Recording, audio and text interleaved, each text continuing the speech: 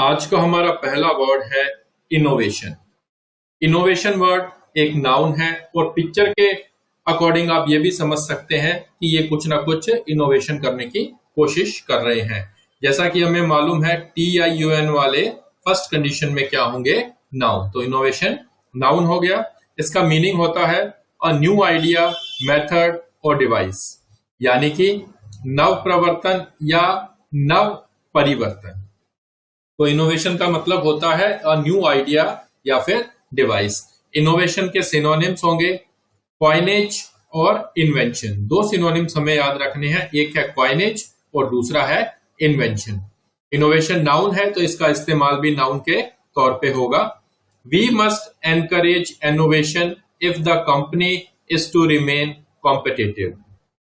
अगर कंपनी को प्रतिस्पर्धी बने रहना है तो हमें नवाचार को प्रोत्साहित करना होगा, यानी कि हमें इनोवेशन को प्रोत्साहित करना होगा।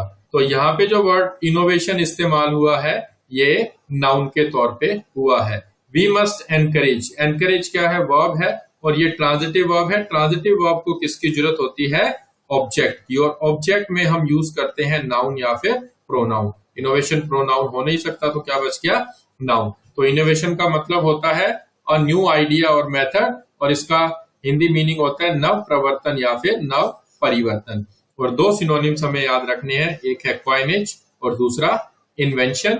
We must encourage innovation, we must encourage coinage या we must encourage invention if the company is to remain competitive. Hello friends, एक बार फिर से स्वागत है आपका आपके अपने चैनल सूरज सिंह ऑफिशियल में, और मैं सूरज सिंह आपके लिए लेकर आया हूं डेली वोकैब डे 9।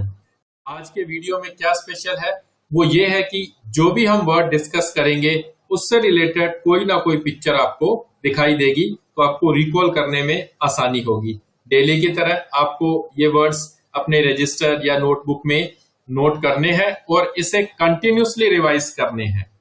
तो ज्यादा समय ना लेते हुए स्टार्ट करते हैं हमारा आगे का वीडियो। आज का हमारा सेकंड वर्ड है डिग्रेडेशन। डिग्रेडेशन वर्ड एक नाउन है। TIN वाले नाउन होते हैं और आप इस पिक्चर से आइडिया लगा सकते हैं डिग्रेडेशन का मतलब क्या होगा। Causing the condition of something to become worse, यानी कि किसी की स्थिति को बिगाड़ना या विकृत करना, ये नाउन फॉर्म में है। और इसके सिनोनिम्स होंगे अबेसमेंट या फिर डिवैल्यूइंग। यहाँ पे अबेसमेंट में लास्ट में मेंट लगा है तो एक सिनोनिम ये हो गया इसका नाम, और ये हो गया डिवैल्यूइंग। डिवैल्यूइंग भी यहाँ पे नाउन का ही काम करेगा। तो हमने दो सिनोनिम याद रखने हैं, एक है अबेसमेंट और दूसरा है डिवैल्यूइंग। और इसका सेंटेंस होगा not improving continuously leads to degradation. लगातार सुधार ना करने से पतन होता है या फिर स्थितियां खराब हो जाती हैं। तो हमने देखा कि ये जो कार है इसकी कंडीशन बहुत ज्यादा डिग्रेड हो चुकी है और इसी से वर्ड बना है डिग्रेडेशन, यानी कि किसी की स्थिति को बिगाड़ना या फिर विकृत करना। और इसके दो सिनोनिम हमें याद रखने हैं, एक है अबेसमेंट और दूसरा है डिवैल्यूइंग। तो हम कह सकते हैं not improving continuously leads to abasement, leads to devaluing या लीड्स टू डिग्रेडेशन। तो चलते हैं हमारे नेक्स्ट वर्ड की ओर। आज का हमारा नेक्स्ट वर्ड है रिकम्पेंस। रिकम्पेंस वर्ब है और इसका मीनिंग होता है to gives money extra to somebody for special effort और वर्क और because you are responsible for a loss he और शी हैज सफर्ड, यानी कि किसी को विशेष प्रयास या काम करने के लिए या किसी को हुई क्षति की पूर्ति में धन आदि देना। तो यहाँ पे आप देख सकते हैं कि एक व्यक्ति दूसरे व्यक्ति को पैसा दे रहा है, तो हो सकता है ये किसी स्पेशल काम के लिए दे, और ये भी हो सकता है कि इससे कोई नुकसान हो गया हो और उसकी ये भरपाई कर रहा हो। तो रिकम्पेंस क्या है, वर्ब, और इसके सिनोनिम्स होंगे, एक है कंपनसेट और दूसरा है रीइंबर्स। तो दो सिनोनिम्स हमें याद रखनी है, एक है कंपनसेट और दूसरा है रीइंबर्स। ये वर्ब है और ये भी वर्ब है क्योंकि हमारा मेन वर्ड जो है वो वर्ब है। अब वर्ब है तो इस्तेमाल वर्ब के तौर पे होगा। तो हमारा सेंटेंस होगा nothing will ever compensate for his lost childhood. उनके खोए हुए बचपन की भरपाई कोई नहीं कर पाएगा। तो यहाँ पे देखिए हमने विल का इस्तेमाल किया है और हमें मालूम है कि विल के बाद क्या इस्तेमाल होता है, वर्ब की फर्स्ट फॉर्म। तो यहाँ पे कंपेंसेट का इस्तेमाल किसके तौर पे हुआ है, वर्ब के तौर पे। तो हमने देखा रिकम्पेंस का मीनिंग होता है किसी को कुछ पैसा देना या क्षति की पूर्ति करना। तो हम कह सकते हैं nothing will ever compensate, nothing will ever recompense या nothing will ever reimburse for his lost childhood. तो आइए चलते हैं हमारे नेक्स्ट वर्ड की ओर। अब इस पिक्चर के हिसाब से ये कुछ इंपॉर्टेंट डिस्कस कर रहे हैं, तो हमारा वर्ड भी इससे रिलेटेड होगा। तो हमारा वर्ड है इंपेरेटिव। इंपेरेटिव वर्ड एडजेक्टिव है जिसका मीनिंग होता है वेरी इंपॉर्टेंट और अर्जेंट, यानी कि बहुत महत्वपूर्ण या आवश्यक। तो इंपेरेटिव वर्ड क्या है, एडजेक्टिव है और इसके सिनोनिम्स होंगे क्रूशियल या फिर वाइटल। तो दो सिनोनिम हमें याद रखने हैं, एक है क्रूशियल और दूसरा है वाइटल।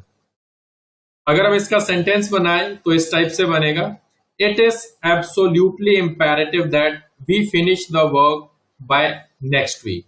यह नितांत आवश्यक है कि हम अगले सप्ताह तक काम पूरा कर लें।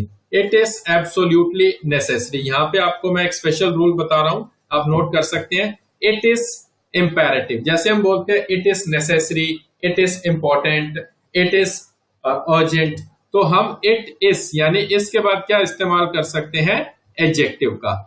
और एक चीज आपको याद रखनी है कि एडजेक्टिव को कौन मॉडिफाई कर सकता है, एडवर्ब। तो कभी भी आप एडजेक्टिव को मॉडिफाई करने के लिए दूसरा एडजेक्टिव इस्तेमाल नहीं कर सकते। हम एडजेक्टिव को किससे मॉडिफाई करेंगे, एडवर्ब से। तो यहाँ पे जो वर्ड आया एब्सोल्युटली, ये एडवर्ब है और एडवर्ब किसको मॉडिफाई कर रहा है, इस एडजेक्टिव को।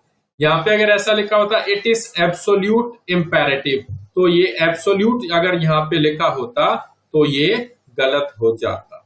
ठीक है, तो हमें ये चीज हमेशा याद रखनी है। तो इंपेरेटिव वर्ड हो गया एडजेक्टिव जिसका मीनिंग होता है वेरी इंपॉर्टेंट और अर्जेंट या बहुत महत्वपूर्ण या अत्यावश्यक। और इसके दो सिनोनिम्स है, एक है क्रूशियल और दूसरा वाइटल। तो हम कह सकते हैं it is absolutely imperative, it is absolutely crucial या it is absolutely vital that we finish the work by next week.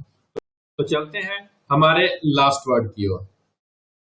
इस शख्स को तो आप जानते ही हैं, इस शख्स का नाम है थैनोस और आज का हमारा वर्ड है हुब्रिस। हुब्रिस वर्ड एक नाउन है जिसका मीनिंग होता है the fact of somebody being too proud. A character with this pride usually dies because he or she ignores warnings. पात्र की हेकड़ी, अक्खड़पन, हेकड़ीबाज या अक्खड़ पात्र जो चेतावनियों की उपेक्षा करने के कारण प्राय मारा जाता है। और हुब्रिस के सिनोनिम्स होंगे एरोगेंस और हॉटीनेस। नाउन है तो हमने इसका जो सिनोनिम दिया है वो नाउन वाले केस में ही दिया है। हुब्रिस नाउन है तो ये ANC ये भी नाउन हो गया और हॉटीनेस नेस वाले क्या होते हैं, हमेशा नाउन होते हैं। ये आप वर्ड भी याद रख सकते हैं कि जितने भी वर्ड जिनके लास्ट में नेस आता है वो सारे क्या होंगे, फर्स्ट कंडीशन क्या लगेगी उनपे, नाउन की। और जिनके लास्ट में ANC आता हो वो भी क्या होंगे, नाउन हो, वो भी क्या होंगे, नाउन होंगे। तो हमें दो वर्ड याद करने हैं, एक हो गया एरोगेंस और दूसरा हो गया haughtiness. Thanos was killed by his hubris. Thanos अपने अभिमान से मारा गया था। आपने मूवी देखी होगी इन्फिनिटी वॉर एंड गेम, उसमें थैनोस जब मारा गया था तो वो अपने अक्खड़पन की वजह से ही मारा गया था। तो हुब्रिस वर्ड का मीनिंग होता है कि पात्र की हेकड़ी अक्खड़पन की वजह से अगर वो पात्र मारा जाता है तो उस चीज को हम कहते हैं हुब्रिस। और इसके दो सिनोनिम है एरोगेंस और haughtiness. Thanos was killed by his hubris, Thanos was killed by his arrogance या Thanos was killed by his haughtiness। तो ये हो गए हमारे आज के 5 वर्ड्स।